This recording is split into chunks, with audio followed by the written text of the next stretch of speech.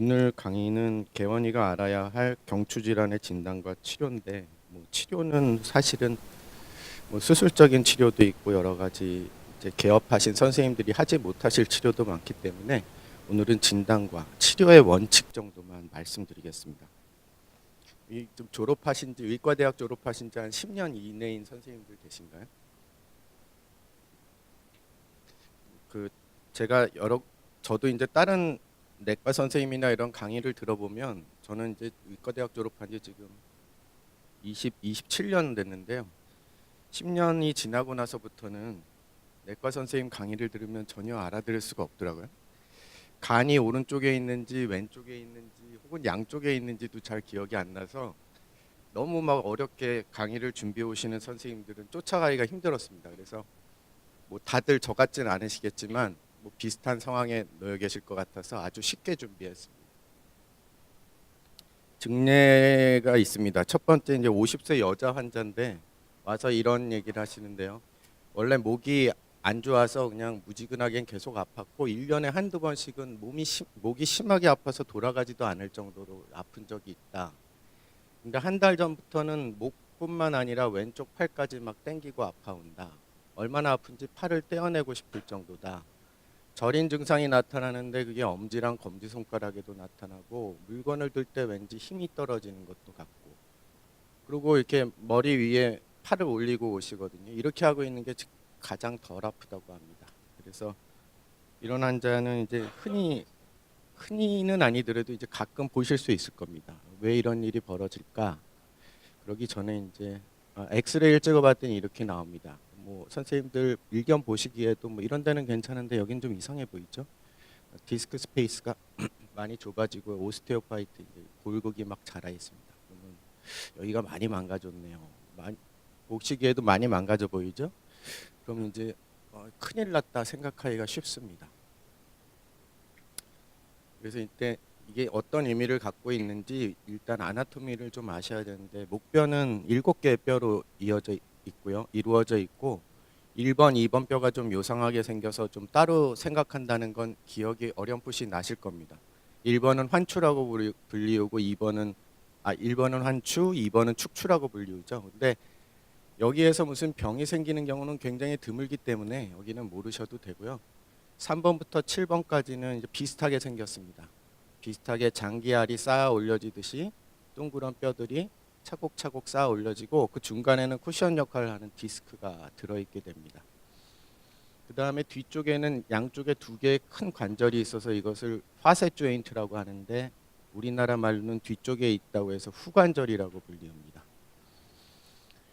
목뼈에는 특이하게 다른 부위에는 없는 이런 돌기 모양의 이제 프로세스가 있는데, 갈고리 모양의 프로세스가 있는데 이게 7번 뼈에서 3번 뼈에 이르기까지 벌테브랄 바디의 뒤쪽 포스테리어 라테랄에서 나와서 바로 위쪽 벌테브랄 바디와 조인트를 이루는데 이건 목에서밖에 없습니다. 그래서 이것을 갈고리 모양의 프로세스, 운시네이트 프로세스라고 부르고, 운시네이트 프로세스와 벌테브랄 바디가 이루는 조인트를 웅코버테브랄 조인트라고 부릅니다. 이게 아주 좀 특이한 구조물입니다. 이 디스크가 아까처럼 막 다 없어지고 그러는 건 왜 일어나는 걸까요? 교통사고를 당해서 일어나는 걸까요? 아니면 산업재해일까요? 어떻게 된 걸까요? 근데 이제 그 가장 큰 원인은, 거의 대부분의 원인은 노화입니다. 그 디스크의 노화부터 이제 척추뼈의 노화는 시작이 되는데, 이건 목뼈에서도 그렇고 허리뼈에서도 그렇습니다. 디스크 안에 있는 글라이코프로테인이 있는데 그게 이제 삼투압을 발휘해서 요 가운데가 뉴클레우스 펄퍼스스 수액이라고 하고 바깥쪽을 섬유윤이라고 부른다는 거는 기억이 나시죠? 이 안에 있는 수액이라는 것은 그 삼투압을 발휘하는 마치 탄력받는 공 같은 역할을 하는데, 따라서 압력에 대해서 굉장히 저항을 잘할 수 있겠죠. 근데 이 압력에 대한 저항을 나타내는 게 수분입니다. 90% 이상이 수분으로 되어 있는데 글라이코 프로테인이라는 것이 있어서 그게 고분자 물질이니까 삼투압을 발휘해서 물을 쭉 빨아들이고, 그 물이 이 수액 안에 막 꽉 차 있으면 눌러도 이렇게 탱탱볼 누르듯이 쿠션 역할을 해줄 수 있겠죠. 근데 나이가 들면 들수록 여기에서 이제 글라이코 프로테인의 성분이 바뀌면서 삼투압이 떨어지고 탱탱한 그 탄력성을 유지할 수 없기 때문에 점점 그 압박력에 의해서 약해지고, 그것을 가두고 있는 이 섬유륜 이거는 그 탱탱볼의 그저 껍데기 고무 부분에 해당되는데, 이게 이제 안 하던 일을 하니까 갈라지고 망가지게 돼서 갈라진 틈으로 이 변성된 수액이 터져 나오는 게 이제 소위 디스크입니다. 아이고, 바로 다음에 나올 건. 바이오 메케닉을 먼저 설명드려야 되는데, 그건 좀 이따 다시 설명드리고, 제가 아까 디스크랑 양쪽 두 개 후관절이 있다고, 그 요추에는 두 개의 후관절이 있다고 말씀드렸죠. 근데 그게 왜 있냐 하면 이제 그 부하를 전달하기 위해서입니다. 허리뼈 같은 경우에는 상반신의 그 체중을 이제 다리 쪽으로 전해줘야 되고, 목뼈 같은 경우에는 머리의 무게를 몸통으로 전해주는 역할을 하는데, 요 세 개 관절, 디스크도 관절이니까요. 세 개의 관절이 부하를 밑으로 내려보내는데, 3의 배수를 생각하시면 외우시기가 쉽습니다. 허리에서는 3분의 2의 부하가 디스크와 척추체로 전해지고, 각각 6분의 1씩, 나머지 3분의 1이 남았을 텐데 반으로 나누면 6분의 1이죠. 그래서 6분의 1씩의 부하가 그 후관절로 전달이 됩니다. 그래서 망가지기 시작하면 뭐 여기가 확 망가지겠죠. 부하가 원래 많이 전달되는 곳이니까. 근데 목뼈는 좀 다릅니다. 목뼈는 아까 운코버테브럴 조인트가 두 개 또 따로 있다고 했죠. 만약 그것을 따로 떼고 보면 이 파셋 조인트가 럼바에 비해서 굉장히 크게 생겼잖아요. 이것은 부하를 많이 받는다는 의미고, 부하가 어떻게 전달됐냐 하면 벌펠 바디와 디스크가 3분의 1, 양쪽 파셋 조인트가 각각 3분의 1씩 부하를 받습니다. 뒤쪽에 훨씬 많은 부하가 걸리는 거고, 부하가 걸리다 보면 이 뒤쪽 바깥쪽에 있는 그 운시네이트 프로세스에도 부하가 걸려서 이게 막 변성이 되게 됩니다. 그래서 그 허리는 이렇게 산발이로 고정되어 있는 이 솥항아리, 이렇게 되면 안정감이 있는데, 목은 거기에 이제 작은 다리가 두 개 더 나와서 5개의 다리를 가진 솥이라고 보면 되고, 여기 이제 망가지게 되면 5가지가 다 망가지게 되는 겁니다. 아까 말씀드리다 말았는데, 그 디스크가 노화되면서 이게 터져 나오게 되면 이게 빠져나오죠. 수액이 빠져나와서 이게 뒤쪽 신경이 있는 곳으로 튀어나와서 신경을 누르게 되면 신경 증상이 나타나게 되는 거고, 디스크가 망가져서 이제 여기 원래 목뼈 같은 경우에 3분의 1이라고 말씀드렸죠. 3분의 1의 부하를 유지를 해야 되는데, 디스크가 망가져서 키가 낮아지고 탄력성이 떨어지면 그 부하가 뒤쪽에 걸리게 되기 때문에 후관절하고 그 운코버테브럴 조인트의 부하가 많이 가게 돼서 거기에 이제 퇴행성 변화가 많이 나타나고 골극이 생기게 되는 겁니다. 그러면 여러 가지 문제점이 생길 수가 있겠죠. 어떤 문제점이 생기냐 하면 그 뒤에 뭐가 있는지가 중요한데, 기억하시다시피 그 뒤쪽에는 너브 티슈들이 있습니다. 벌테브럴 바디 뒤쪽에는 너브 티슈들이 있는데, 럼바에는 너브 루트밖에 없습니다. 럼바 에어리엔. 그러니까 허리가 아픈데 뭐 허리 디스크가 튀어나오면 말초 신경밖에 안 눌리죠. 너브 루트는 말초 신경이니까요. 근데 목에서 디스크가 튀어나오게 되면 여기는 스파이널 코드, 그 어퍼모터 뉴런과 중추신경계가 있습니다. 그래서 여기서 디스크가 튀어나오면 중추신경이 눌릴 수가 있다는 것이 하나의 특이한 점이고, 그 밖에도 이런 말초신경, 너브 루트들이 눌릴 수가 있겠죠. 그래서 그 럼바 에어리의 디스크와 그 서비칼 에어리의 디스크는 그 좀 중한 정도가 다를 수 있습니다.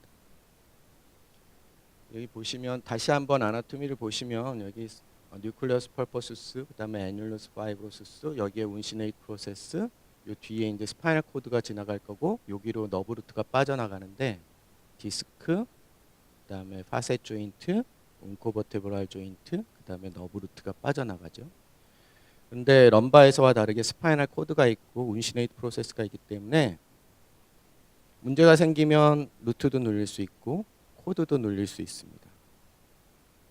그래서 크게 두 가지 차이점을 보자면, 럼바 디스크와 다른 점은 목에서 디스크가 튀어나와서 신경 증상이 나타난다면 스파이널 코드가 눌릴 수 있어서, 어퍼모터 뉴런이 눌릴 수가 있어서 더 넓은 영역에 더 심한 마비가 올 수 있습니다. 그래서 문제가 생긴 분들은 뭐 사지마비, 그다음에 최소한 하반신 마비 정도의 이제 증상이 나타나게 되고, 한 번 마비가 오면 어퍼모터 뉴런은 한 번 이제 인저리를 받으면 그 리제너레이션이 안 되잖아요. 페리페랄 러브는 리제너레이션이 되지만, 그래서 왜 푹 맞은 분들은 항상 후유증을 남기죠. 그래서 목에서 디스크 때문에 스파이널 코드가 망가진 분들은 적건 크건 간에 어느 정도의 후유증은 반드시 남기게 됩니다. 그래서 럼바 디스크와 좀 다르죠. 웅코버테브랄 조인트가 있다고 말씀드렸죠. 여기에 부하가 많이 걸면서 골극이 생기게 되면 여기에서 마치 그 디스크처럼 뼈가 자라서 신경을 누르게 되는데, 이것을 하드 디스크라고 합니다. 뼈로 이루어졌으니까요. 만약 럼바에서처럼 이 변성된 수액이 틈을 타고 폭 빠져나오면 그건 말랑말랑한 디스크니까 소프트 디스크. 그래서 목에서는 럼바에는 없는 하드 디스크가 있습니다. 이거는 저절로 흡수되지가 않겠죠. 그래서 흡수되지 않는다는 것이 또 차이점입니다. 그럼 이런 목에 병이 생겼을 때 어떤 증상들이 나타나느냐, 세 가지만 기억하시면 되는데, 목이 나쁘니까 목이 아프겠죠. 그 다음에 요추 디스크처럼 신경이 그 너브 루트가 눌리게 되면 너브 루트가 눌리는 증상이 나타나겠죠. 그것을 라디큘로패시라고 합니다. 그다음에 코드가 눌리는 증상이 나타날 수 있는데 그것을 마이엘로패시라고 합니다. 이 세 가지 증상이 독립적 혹은 혼합되어 나타나게 됩니다. 이 세 가지 증상의 내추럴 히스토리를 아셔야 이런 환자들을 어떻게 치료할지를 아실 수가 있는데, 내추럴 히스토리를 보시면 물론 요즘은 이렇게 프로스펙티브 스터디를 아주 이렇게 컨트롤을 잘해가지고 할 수는 없습니다. 그 인권이라는 게 있기 때문에 아픈 환자를 그냥 방치할 수는 없거든요. 그래서 이 자료들이 뭐 몇십 년이 다 지난 자료지만 그래도 참고할 게 이거밖에 없어서 이것을 기준으로 이제 내추럴 히스토리를 말씀드려야 되는데, 액시얼 넥페인 있는 환자를 치료를 안 하고 쭉 지켜봤더니 2년 정도 지나면 95% 정도는 마일드한 심프톰을 가지고 잘 살아가고 5% 정도만이 하일리 디스에이블드 심프톰을 가진다고 합니다. 그러니까 20명 중에 19명은 저절로 낫고 어느 정도, 20명에 1명 정도만 목 아픈 것 때문에 계속 고생을 한단 말이죠. 따라서 적극적인 치료는 20명에 1명 정도만 하면 된단 말이죠. 스파이널 러브 루트가 눌려서 생기는 레디큘로패시는 그거보다는 조금 더 예후가 나쁘긴 하지만 그래도 상당히 좋습니다. 45%의 환자에서는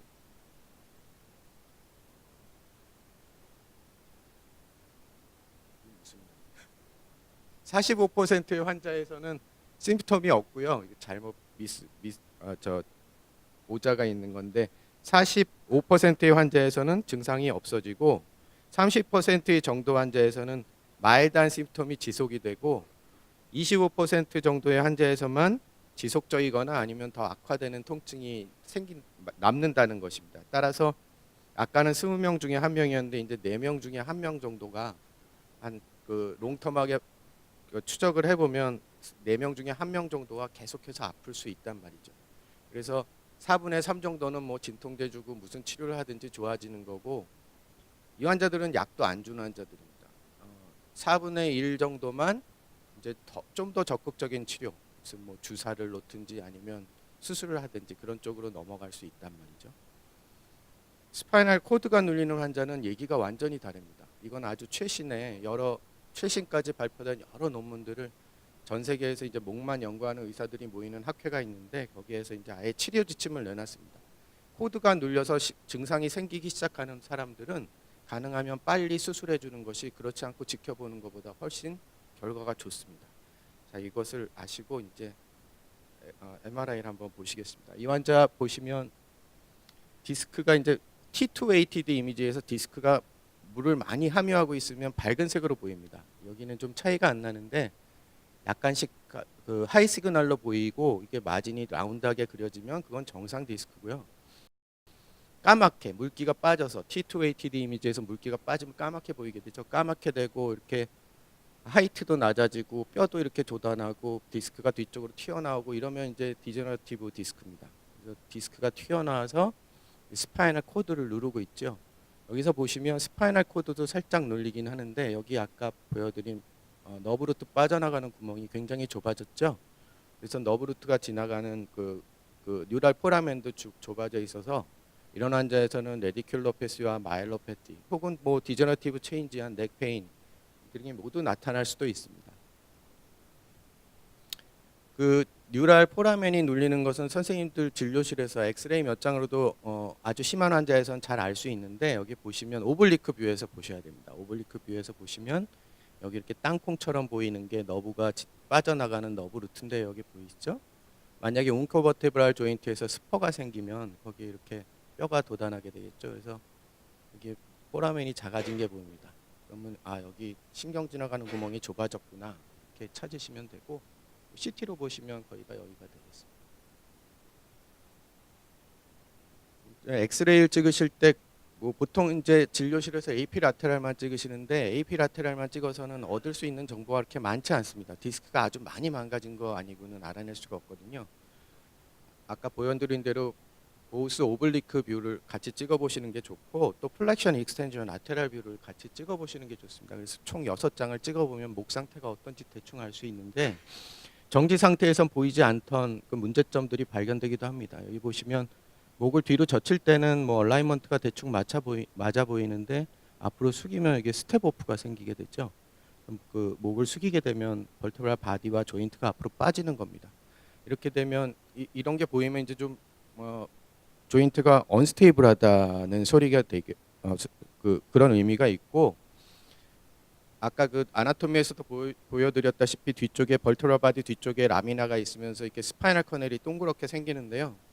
이게 딱딱딱딱 젊었을 때 맞아 있는데, 이런 인스테빌리티가 생겨서 이렇게 앞쪽으로 빠지면 이게 디스플레이스 되는 거리의 제곱에 반비해서 이 스파이널 커넬이 좁아지게 되거든요. 그래서 아주 심한 그 스테노시스 증상을 나타낼 수도 있습니다. 그래서 이런 걸 찾으면 아, 이게 잘못하면 코드가 눌릴 수도 있겠구나, 그런 거를 이제 아실 수도 있겠고, 그다음에 이제 루트가 눌려서 팔이 땡기고 아픈지는 어떻게 진단할 수 있느냐? 가장 흔하게 검사해 보는 방법이 스펄링 테스트라는 겁니다. 스펄링 테스트 혹은 스펄링 사인. 이거는 아프다는 팔 쪽으로 고개를 돌리고 넥을 익스텐전 시킵니다. 선생님이 제가 왼팔이 저려서 왔어요, 그러면 왼쪽으로 고개 돌리라고 하고 이 익스텐션을 시키면 바로 증상이 나타나는 분도 있고, 좀 시간이 지나 나타나는 분도 있는데, 통증이나 저림감이 쭉 다시 이렇게 이보크트 되는 겁니다. 이거는 이보킹 테스트고, 그렇게 해도 증상이 좀 긴가민가한 사람은 머리를 이렇게 위에서 누릅니다. 누르면은 증상이 더 나타나겠죠. 그래서 저는 그냥 이거 두 가지를 한꺼번에 보는데, 스펄링을 먼저 해보고 증상이 뭐 잘 모르겠다 그러면 거기서 머리를 조금 더 누르면 증상이 이제 유발되는 환자들이 있습니다. 이것만 해보셔도 이게 센서티비티가 굉장히 높거든요. 그래서 이것만 이게 만약 양성으로 나온다면 루트에 무슨 문제가 있을 가능성이, 서비칼 루트에 문제가 있을 가능성이 굉장히 높습니다. 하는 방법을 동영상으로 한번 보여드릴게요. 왼쪽 팔 아픈 환자를 왼쪽으로 고개를 돌리고 이렇게 익스텐전을 시키면 증상이 나타나고, 머리를 누르면 이제 엑시얼 컴프레션을 더하는 건데, 환자가 깜짝 놀라죠. 이렇게 깜짝 놀랄 수도 있고 저림감이 나타난다고 할 수도 있고 그렇습니다. 이런 게 나타나면 루트가 문제가 있구나, 이렇게 진단하실 수 있겠습니다. 아까 이러고 진료실에 들어왔다고 하는데, 루트의 가는 경로가 팔을 위로 올리면 짧아집니다. 왜 그 허리 디스크가 있을 때 스트레이트 레그 레이징 사인을 보죠. 이렇게 다리를 들어 올리면 그 루트가 지나가는 경로가 길어져서 이제 통증이 유발되는데, 반대로 목에서는 팔을 올리면 그 경로가 짧아지거든요. 목에서 보통 신경이 이렇게 내려가는데 올리면은 경로가 짧아지겠죠. 그래서 아프던 팔이 안 아프게 되는 경우가 많습니다. 기가 막히게 환자분들은 안 아픈 자세를 본능적으로 찾아서 오시기 때문에, 이런 건 머리 위에 이렇게 손을 얹고 오시는 환자분들이 있는데, 들어오는 것만 봐도 목 디스크구나, 그렇게 아실 수 있을 정도입니다. 디스크는 이렇게 증상이 나타나고, 이제 목이 아픈 거는, 그럼 목이 잘못돼서 목이 아프다 그랬는데, 엑시얼 넥 페인이 생긴다 그랬는데, 목이 아픈 게 그럼 목에만 나타나느냐? 또 그게 그렇지가 않습니다. 리퍼드 페인이 굉장히 넓은 부위에 나타납니다. 그래서 뭐 마디마다 레벨을 보면 머리 뒤통수에서부터 옥시피탈 에어리어에서 스캐플라 에어리어까지 굉장히 넓은 부위에 리퍼드 페인이 나타날 수가 있기 때문에 목 아픈 환자들이 어깨가 아프다고 오는 경우도 있고 뭐 이 저 견갑부가 아프다고 오는 경우도 있고 심지어는 머리가 두통이 아프다고 두통이 있다는 환자들도 있고 이렇게 넓은 부위에 나타날 수 있어서 루트가 안 눌리더라도 스파이널 러브 루트, 서비칼 러브 루트가 안 눌리더라도 단순히 그 서비칼 스파인의 그 디제너티브 체인지에 의해서만도 이렇게 넓은 부위에 통증이 나타날 수 있다는 것을 꼭 알고 계셔야 돼요. 그러면은 루트가 눌리면 이제 아까 통증이 나타난다고 했는데 루트가 눌리게 되면 어떤 증상이 나타나게 될까요? 첫 번째로는 너브 루트에는 센서리 너브 루트가 있고 모터 너브 루트가 있으니까 센서리 아니면 모터의 변화가 나타나겠죠. 그래서 센서리 너브에 문제가 생기면 페인이 나타나거나 아니면 감각이 떨어지거나 아니면은 저림감이 나타나죠. 넘니스가 나타납니다. 이게 온 팔에 다 나타나느냐? 그렇지 않습니다. 너브 루트가 이너베이션 하는 그 더마텀에 나타나겠죠. 그래서 대체로 C5 너브 루트가 눌리면 목에서는 너브 루트가 5개 내려가는데 C5, 6, 7, 8 그다음에 T1 이 5개가 내려가는데 그 5개 너브 루트만 기억하시면 되겠고 특히 T1은 C8하고 겹치는 경우가 많아서 그거는 기억 안 하셔도 됩니다. 그래서 4가지 정도만 아시면 되는데 C5는 원래 오토노머스 존이 없거든요. 그래서 딱 여기가 저리면 C5다 이렇게 알 수는 없지만 대체로 이렇게 델토이드 끝나는 부위 여기쯤에 통증을 느끼고 C6는 레디얼 어스펙트 오브 포암 그다음에 손가락 2개. 그래서 오토노머스 존은 엄지의 끝입니다. 여기를 만져서 감각이 떨어지거나 저림감이 여기에 나타난다면 그건 C6 너브 루트고요. C7 너브 루트는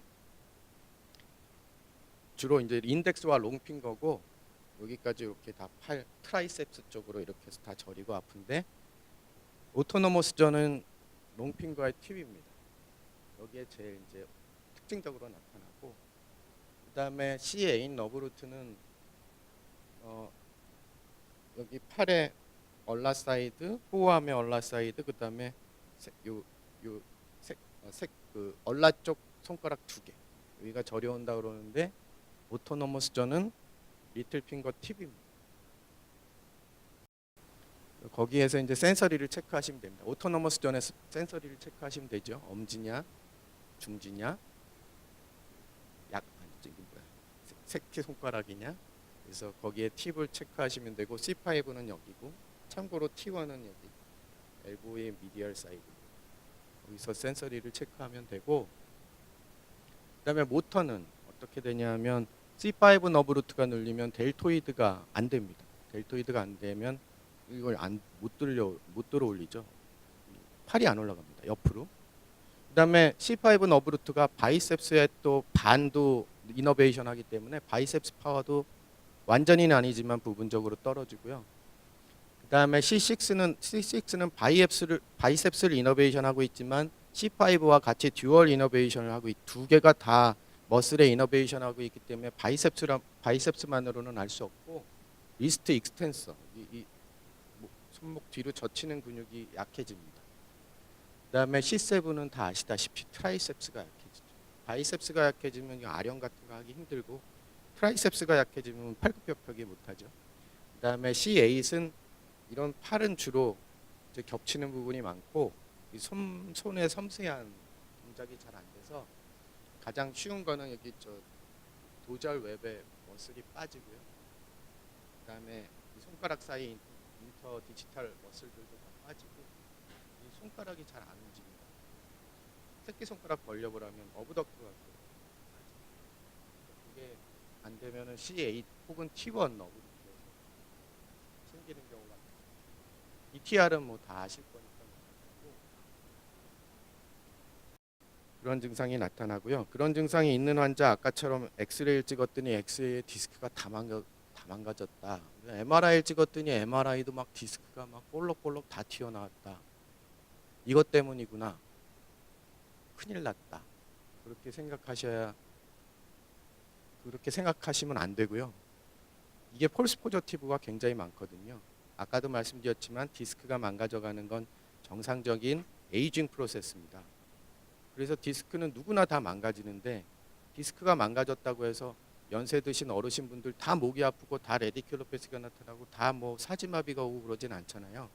그 중에 아주 일부만이 증상을 나타냅니다. 거꾸로 얘기하면 연세 드신 분들의 엑스레이나 MRI를 찍으면은 이상이 있는 경우가 굉장히 흔하고 그 이상이 있어도 아무 증상 없이 잘 사시는 분들이 많다는 겁니다.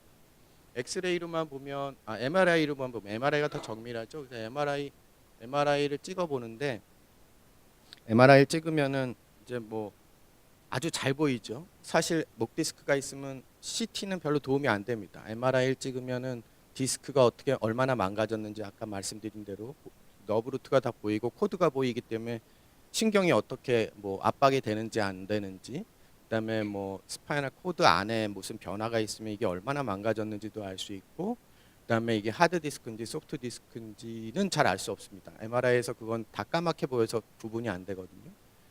근데 그 외래에 오시는 분들 보면 CT를 찍어 갖고 오시는 분들이 많으세요. CT는 아시다시피 뼈밖에 안 보이죠. 뼈만 보이지 이 나머지 것들이 전혀 안 보입니다. 그래서 CT를 찍어서는 오진 가능성이 많기 때문에 디스크를 보기 위해서 CT를 일차적으로 찍는 거는 좀 안 하시는 게 좋을 것 같고, CT는 아까 말씀드린 대로 MRI에 잘 구별이 안 되는 이게 뼈냐 아니면 말랑말랑한 디스크냐 그거를 구별해 보기 위해서는 하는데, 그 이외에 디스크가 있는지 없는지를 보기 위해서 CT를 찍으시는 건 좀 안 좋을 것 같습니다. 왜냐하면 또 CT는 레디에이션도 많이 받게 되니까요. 우리나라에는 또 이런 병이 흔합니다. 단순히 디스크처럼 생각했는데 CT를 찍어보면 이게 디스크가 아니라 뼈죠. 그래서 이 뒤쪽에 후종인대라는 것이 벌테브럴 바디 뒤쪽을 지나가는데 이 후종인대가 두꺼워지면서 뼈로 변하는 병이 있고, 이게 이제 스파이널 커넬 안으로 자라 들어가서 루트나 아니면 특히 저 스파이널 코드를 눌러서 마비가 생기는 환자분들이 있어서 이것을 OPLL, 오시피케이션 오브 포스테리어 롱조튜디널 리가멘트, 우리말로는 후종인대 골화증 이렇게 말하는데, 이게 마치 동양인에 흔합니다. 우리나라랑 중국, 일본, 동아시아 쪽에 흔한데 굉장히 흔한데, 이런 병으로 또 그 너브가 눌려서 오시는 환자분들도 있습니다. 이럴 때는 CT 찍어보는 게 간별 진단하는데 아주 도움이 되겠죠. 사람들은 이렇게 눈에 보이는 걸 보고 싶은 것만 보는데 사실은 숨겨져 있는 더 큰 의미들이 있을 수가 있거든요. 제가 아까 말씀드린 대로 엑스레이를 찍거나 MRI를 찍어서 그게 이상이 있다 그러면은 그것 때문에 목 아픈 거다, 그것 때문에 팔이 저린 거다, 이렇게 보고 싶은 것만 보고 보이는 대로 설명을 하는데 그게 틀릴 가능성도 있단 말입니다. 엑스레이를 찍으면 60세 넘어가는 환자에서 95%가, 여자에서는 70% 이상이 엑스레이 이상 소견을 보입니다. 이거는 보시다시피 아무 증상 없는 사람들을 이렇게 찍어도 이런 변화가 나타나고, MRI는 더 정밀해서 40대 때부터 벌써 한 30% 40% 환자들, 아무 증상 없는 환자에서도 MRI를 찍으면 디스크가 보이거든요. 그래서 목이 아프다, 팔이 저리다, MRI 찍어봤더니 디스크가 있다, 이것 때문이다, 이렇게 성급하게 결론 내리시는 거는 좀 너무 빠르신 거고요. 오진의 위험성이 있습니다. 그래서 아까 말씀드린 여러 가지 그 뉴럴로직 심프톰이랑 비교를 해봐서 요마디에 요 디스크가 이런 증상이 있으니까 가능성이 높겠구나, 이렇게 차근차근 진단해 나가시는 게 좋을 것 같습니다. 그래서 그런 간별 진단이 왜 필요하냐, 그 서비칼 레디큘로패시하고 비슷한 병들이 굉장히 많습니다. 오진할 수 있는 병들이 뭐 튜머가 있을 수도 있고, 스파이널 코드에 튜머가 있을 수도 있겠고, 고름이 잡혀서 그게 디스크처럼 뭐 너브를 누를 수가 있겠고, 리플렉스 심파세틱 디스트로피도 뭐 화끈거리는 증상 이런 게 나타나면 비슷하겠고, 어깨가 굳어서 아픈데 어깨가 아프다고, 목에서부터 어깨 쪽으로 뻗치고 아프다 그러면은 아까 리퍼드 페인이 막 어깨 쪽으로도 많이 내려간다 그랬죠. 숄더가 막 굳어서 안 움직이는데 그걸 목 디스크라고 진단하고, MRI 찍어보면 목 디스크가 있으니까 목 디스크라고 진단하고 수술 받고 오시는 분들이 수없이 많습니다. 수없이. 그래서 그것도 감별을 잘 하셔야 되겠고, 페리페랄 인트레먼트 신드롬이라 하면 제일 흔한 게 카팔 터넬 신드롬, 손가락 3개 반이 저려오는데 그게 문제 뭐 6 너브 루트나 7 너브 루트로 눌렸을 때랑 심톰이 비슷할 거 아니에요. 그래서 그게 오진이 돼서 또 목 수술을 받고 하는 쓸데없이 목 수술 받고 오시는 분들이 굉장히 많습니다. 차이점이라면 손만 저리겠죠. 손만. 여기서부터 따라 내려가는 게 아니라. 또 하나는 얼라 너브가 이제 엘보에서 눌리는데 여기서 눌리더라도 손만 저립니다. 손만. 그래서 팔 쪽에 증상이 없으면 그런 페리페랄 러브 루트 심톰을 찾아보셔야 되고, 운이 없게도 디스크와 페리페랄 인트랩먼트가 같이 있으면 그걸 더블 크러쉬 신드롬이라고 하는데, EMG를 찍어보시면 좀 분간이 될 수 있습니다. 또 다른 형태의 환자인데 70세 남성입니다. 10년 전부터 목이 아팠고 3년 전부터는 양쪽 팔과 손이 저리고, 양쪽 팔입니다. 양쪽 팔과 손이 저리고 아팠는데 한동안 아팠다가 저절로 좋아지곤 했다. 2개월 전에 앞으로 넘어졌는데 앞니마를 부딪히면서 목이 뒤로 꺾였다. 그 이후로 젓가락질 단추 채우기가 잘 안 되고 걸음걸이도 부자연스러워지고 다리가 뻣뻣하고 마치 구름 위를 걷는 느낌이 들었다. 감별 진단을 하셔야죠. 걷는 걸 보시면은 이렇습니다. 다리가 뻣뻣하죠. 스페스틱하고 넘어질 것 같으니까 양다리 사이는 벌어지고 와이드 베이스드 게이트를 하고 보폭도 줄어들고 휘청휘청거리죠. 보면 이제 뭐가 잘못됐다는 건 알겠지요. 너브 뉴럴로직 너버스 시스템에 문제가 있는 거는 같은데 뭐냐, 이제 감별 진단을 해야 되는데 CVA나 아니면 브레인 튜머일까? 근데 CVA나 브레인 튜머에서 이렇게 양손, 양다리, 얼굴에는 증상이 없거든요. 이게 올 수 있을까? 굉장히 어렵겠죠. 뭐 올 수는 있습니다만 굉장히 어렵습니다. 만약 저런 심텀이 나타난다면 미들 세레브랄 아터리가 막히거나 뭐 돼야 되는데, 그것도 양쪽이 한꺼번에 막히고, 그것도 막히더라도 얼굴에 심텀이 없다면 여기까지만 이제 블러드 서플라이가 안 가야 되는 거잖아요. 여기서 딱 끊어져야죠. 이렇게 양쪽에서 여기서 딱 끊어지는 CVA가 올 수 있을 것인가? 그러면서 의식도 명료하고 그러긴 힘들겠죠. 굉장히 가능성이 떨어지니까 이런 거는 제외시킬 수가 있겠죠. 브레인 튜머가 양쪽에서 생길 리는 없지 않습니까? 그것도 또 제외할 수 있고. 뉴럴로직 디지즈 가장 오진하기 쉬운 게 이제 파킨슨 디지즈인데, 파킨슨일 때도 이게 보폭이 짧아지고 이렇게 리지더티가 생기고 그래서 걸음이 불안정해지는데, 그런 환자는 센서리 심텀이 없습니다. 센서리 심텀. 그래서 센서리 심텀 없이 모터 심텀만 있는 이런 그 게이트나 아니면 손에 그 파인 무브먼트 장애가 있는 환자들은 혹시나 이런 파킨슨이나 ALS, 아마이오트로피 라테랄 스클레로시스, 이건 모토 뉴런만 인볼브하는 디지즈이기 때문에 이런 병이 아닐지 꼭 의심해 보셔야 되고, 사실은 가장 감별하기 힘든 게 멀티플 스클레로시스인데 우리 다행스럽게도 우리나라엔 별로 없어서요. 멀티플 스클레로시스면 또 거의 비슷한 증상이 코드에 생기면 거의 비슷한 증상이 나타나는데, MRI를 찍어보면 플레이크가 보이고요. 플레이크. 그래서 MRI 찍어보면 쉽게 진단이 되고, 또 이거는 세레브랄 쪽도 세레브랄 이쪽도 다 인볼브할 수 있기 때문에 얼굴에 이제 증상이 나타날 수 있겠죠. 그래서 그런 걸로 감별할 수 있습니다. 코드 안에 물주머니가 잡히는 시링스가 있거나 코드 튜머가 있을 때는 거의 뭐 비슷한 증상을 나타내지만 MRI 찍으면 나오니까 쉽게 구분이 될 수 있겠고, 또 센서리 모터 폴리뉴로패시가 있는데 다 아시다시피 그 증상이 이렇게 글러브 낀 쪽이나 아니면 장화시는 요 더마톰에 나타나기 때문에 이거는 레디큘로패시나 마일로패시와 같은 그런 디스트리뷰션이 아니죠. 그래서 레디큘로패시나 마일로패시는 너브 루트의 더마톰을 따라 나타나는데 이건 이렇게 완전히 다르게 나타나니까 감별하실 수 있겠습니다.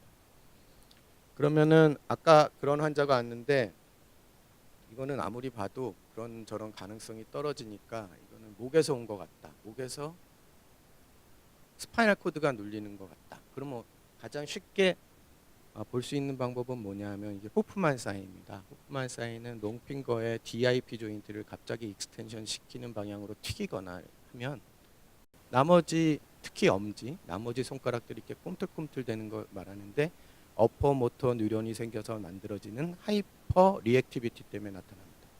그래서 이렇게 꿈틀꿈틀 하게 되면 아니 뭔가 코드 쪽에 아니면 적어도 코드 이상의 피라미달 트랙, 브레인도 들어갈 수 있습니다. 그래서 브레인이나 코드 쪽에 문제가 있지 않을까. 특히 팔 쪽으로 내려오는 루트 이상이어야 되니까 적어도 C8 이상의 루트에서 브레인을 포함해서 어퍼모터 뉴런에 이상이 있지 않을까 이렇게 하시면 되겠고, 브레인 쪽 리전은 아까 말씀드린 그런 룰아웃 그 기준을 생각하셔서 룰아웃 시키고 남으면 이제 서비컬 코드밖에 없겠죠. 또 하나는 인버티드 브라키올 레디알리스 리플렉스라고 해서 엘보이 위쪽에 레디알 사이드에 브라키올 레디알리스 텐던을 이렇게 두드리면 원래는 엘보가 플렉션 돼야 되는데 엘보는 가만히 있고 손가락이 막 꿈틀꿈틀합니다. 이것도 이제 하이퍼 리액티비티. 그래서 그 환자 MRI 보시면 이렇게 돼 있습니다. 뭐가 이렇게 막 튀어나와서 스파이널 코드를 누르고 있고, 코드 안에 보면 허옇게 하이 시그널 체인지가 나타나는데 이제 코드 안에 이디마나 아니면 헤마토마 아니면 에트로피 등으로 이렇게 T2 웨이티드 이미지에서 밝게 나타나는데 스파이널 코드가 이미 상당한 손상을 받았다는 의미입니다.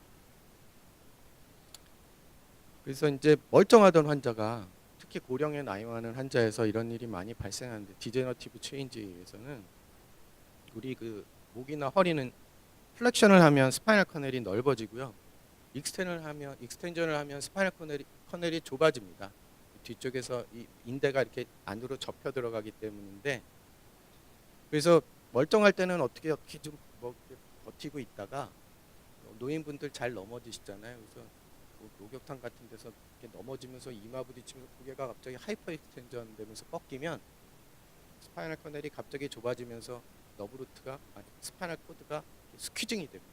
스퀴징이 되면 그레이 매터가 화이트 매터에 비해서 더 약하기 때문에 여기가 망가지고 눌려서 망가지고 거기 베슬이 터져서 헤마토마가 생기고 이렇게 망가지게 되는 거죠. 그러면은 팔에도 이상이 나타나고 손에도 이상이 나타나고 다리에도 이상이 나타나고 한꺼번에 양쪽에 이게 증상이 막 광범위하게 나타날 수 있습니다. 이게 가장 흔한 기전이고, 그 밖에 잘 지내던 젊은 분들이 시간이 지날수록 아까 같은 증상이 막 손저린 증상이 반복됐다 나빠졌다 반복됐다 나빠졌다 반복됐다 나빠졌다 하면서 점점 심해지고 이제 코드에 리버서블 인저리를 받게 되면서 그런 게 후유증으로 시퀄레로 남게 돼서 점점 기능이 나빠지고 있는 그런 경우도 있습니다.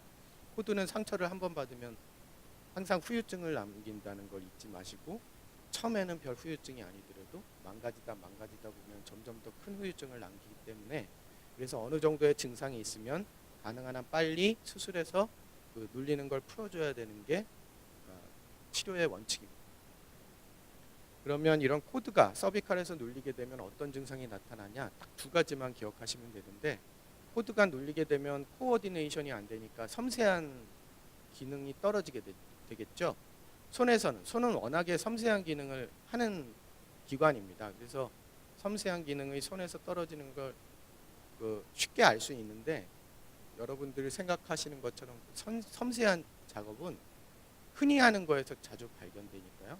흔히 하는 섬세한 동작은 손동작은 젓가락질, 우리나라는 젓가락질하는 거, 한 손으로 이렇게 단추 채웠다 풀렀다 하는 거, 글씨 쓰는 게 이게 좀 어려워져서 글씨체가 변하고 젓가락 자꾸 떨어뜨린다 그러고, 그다음에 쥐는 힘이 자꾸 안 된다 그러고, 이것도 파인 모션인데 코어디네이션이 잘 되는 모션인데, 빨리 손을 쥐었다 폈다 하는 게 1분의 2초 이상 돼야 되는데 하다 보면 잘 안 되는 분들이 있는데, 그런 분들도 이 서비컬에서 스파이널 코드가 눌리는 증상일 수 있습니다. 손은 그러면 진단할 수 있고요. 다리 쪽은 발로 뭘 섬세하게 하는 사람은 없잖아요. 발로 막 밥을 먹거나 발로 젓가락질을 하는 사람은 아주 특별한 사람 아니면 없겠죠. 그래서 발로 하는 섬세한 동작은 알아채기가 힘든데, 그 섬세한 동작이 있습니다. 걷는 게 굉장히 섬세한 동작이거든요. 그래서 걸음걸이의 이상을 제일 먼저 발견할 수 있습니다. 그래서 가장 흔한 표현으로는 이제 뭐 센서리도 망가지고 프로프리옵셉션도 망가지니까 내 발이 어디 있는지 잘 모를 수도 있잖아요. 그래서 걷는데 딱딱한 바닥을 걸어도 요 몇 개 깔아놓은 바닥처럼 이렇게 막 푹신푹신한 데를 걷는 느낌이 난다. 보폭이 짧아져서 좀 빨리 달리기 하고 싶을 때, 빨리 걸으려고 할 때 좀 휘청거린다. 이런 증상이 나타나고, 이제 더 심해지면 아예 휠체어 타고 오시는 경우도 있습니다. 이 두 가지 증상이 나타나는 거를 기억하시고요. 그래서 이제 아까 보여드렸던 이걸로 복습을 하겠습니다.